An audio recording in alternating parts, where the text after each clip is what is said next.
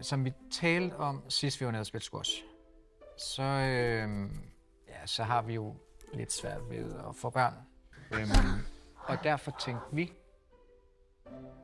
at spørge jer, eller dig, Christian, om du måske vil være donor til vores barn.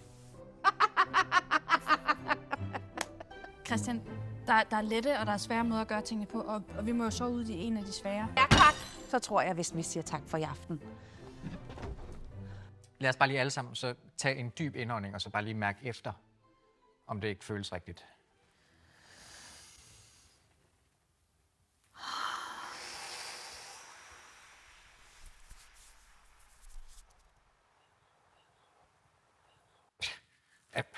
Altså, jeg synes, det føles rigtigt. Det føles så rigtigt.